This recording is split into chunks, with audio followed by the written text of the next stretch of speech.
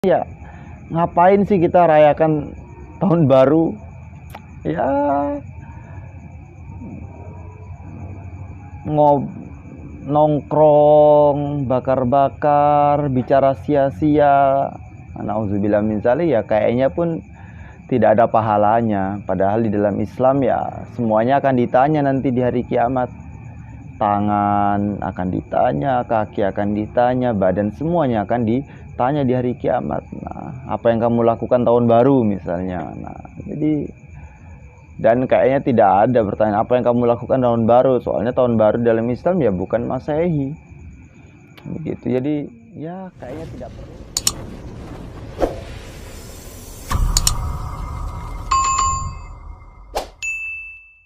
Assalamualaikum warahmatullahi wabarakatuh.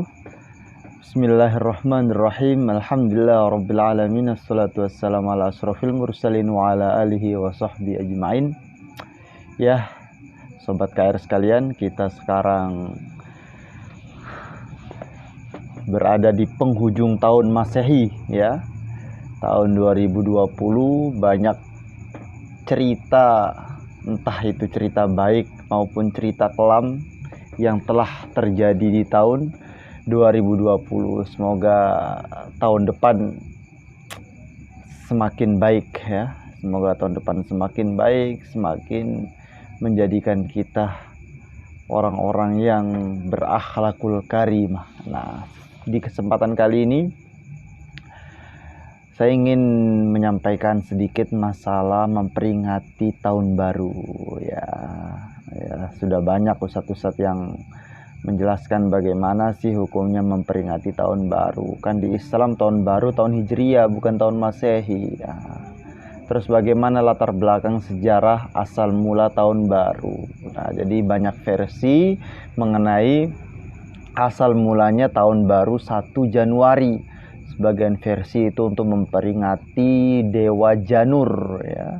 Dewa Janur ini dewa yang memiliki 2 muka, depan dan belakang, bisa menatap masa lalu dan masa depan. Nah, itu sehingga setiap 1 Januari diperingatilah, dibikinlah satu peringatan untuk memperingati Dewa Janur. Nah, ini di sebagian versi, sehingga jelas bila kita mengikuti ataupun memperingati 1 Januari, sebagaimana kita ketahui bahwasannya 1 Januari adalah peringatan Dewa Janur di satu versi, maka jelas itu dilarang di dalam Islam karena tasyabbuh bil kufri ya. Nah, kita menyerupai perayaan orang-orang yang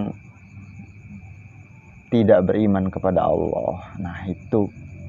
Adapun kalau sekedar ya tahun baru, umumnya sekarang tahun baru, tahun penghujung tahun selesai, kemudian masuk tahun baru ya. Maka dilihat kalau memang mengadakannya adalah dengan cara-cara tablik akbar ataupun muhasabah ya, muhasabah. Sejauh mana kebaikan-kebaikan yang kita buat pada tahun 2020, berapa banyak masjid yang telah dibangun, berapa banyak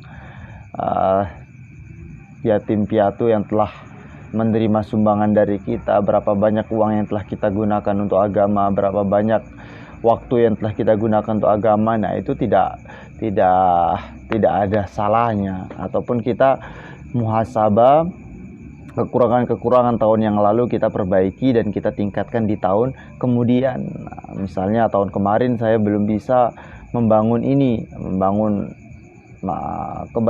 kebaikan masjid, musola, tempat ngaji, TPQ dan sebagainya. Tahun ini saya targetkan, misalnya ini bagi yang memiliki harta. Nah, ataupun misalnya bagi pelajar, tahun kemarin saya memiliki nilai yang kurang dalam bidang ini, maka tahun depan saya akan bersungguh-sungguh untuk memperbaiki nilai saya. Nah, itu tidaklah masalah kalau dari sisi kebaikannya, muhasabah, memperbaiki keburukan-keburukan yang telah lalu, seperti itu. Tapi kalau untuk memperingati, ikut-ikut acara, apalagi tiup-tiup trompet, nah itu tidak diajarkan di dalam Islam. Selain sia-sia, waktu terhamburkan, uang mubazir, maka banyak sekali yang tidak patut sebagai seorang muslim untuk merayakan tahun baru Masehi, seperti itu. Maka kita akan bacakan menurut Ustadz Abdul Somad dan sarannya untuk umat muslim. Apa hukum merayakan tahun baru 2021? Ini kata Ustadz Abdul Somad dan sarannya untuk umat muslim. Jadi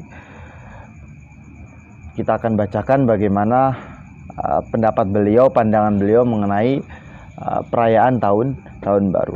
Apa hukum merayakan tahun baru 2021? Simak penjelasan Ustadz Abdul Somad atau UAS berikut ini. Tahun baru merupakan momen yang cukup mendapat perhatian dari kalangan muda. Ramai pemuda yang merayakan tahun baru sebagai tindakan modern. Jadi banyak orang, ya kalau kita lihat sekarang bagaimana momen-momen tahun baru yang nauzubillah min zalik ya. Banyak kemaksiatan mungkin wanita, laki-laki wanita yang bukan mahram, pacaran, jalan bareng. Nah, ini satu kemaksiatan yang perlu kita hindari, apalagi kita sebagai orang Islam yang mengerti agama ya, sebagai ayah, sebagai orang tua, hendaknya mengajarkan kebaikan kepada anak-anaknya. Namun bila ditelaah, merayakan tahun baru adalah perkara yang tidak ada dalam agama Islam. Ya memang, karena tahun baru Islam adalah tahun 1 Muharram, tahun baru Hijriah. Nah, adapun kalau hari raya ya hari raya umat Islam hanya 2, yaitu hari raya Idul Fitri dan hari raya Idul Adha. Dan juga ada yang namanya Sayyidul Ayyam, hari Jumat. Sebagaimana diketahui, tahun baru Islam yakni tahun baru Hijriah, bukan Masehi.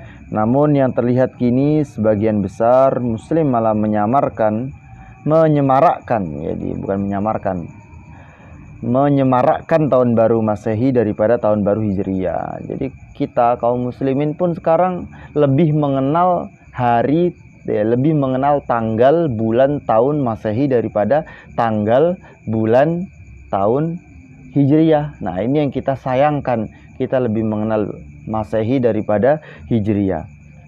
Berikut ini saran dari Ustadz Abdul Somad seperti yang dikutip pada YouTube Dakwah Cyber.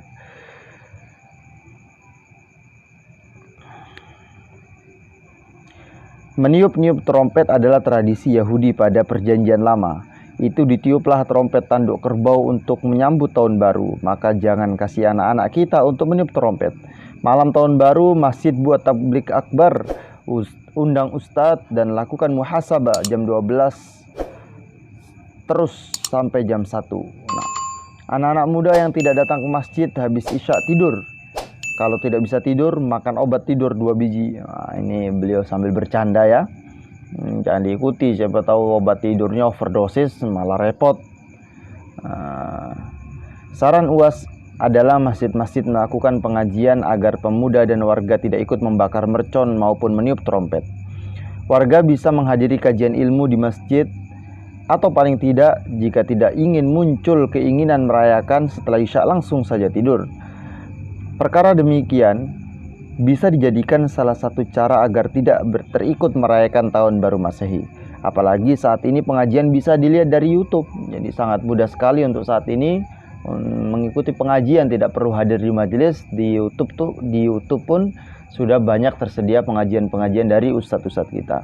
Menurut UAS, lebih baik warga menyibukkan diri melakukan muhasabah di masjid daripada meniup trompet maupun membakar mercon.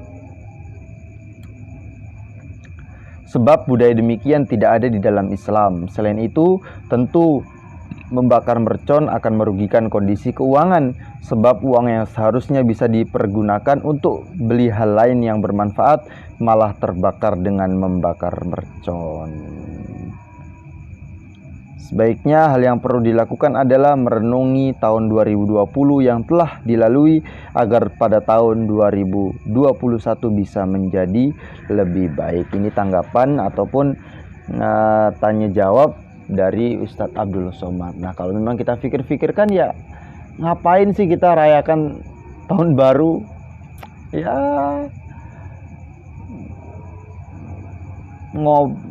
nongkrong, bakar-bakar, bicara sia-sia.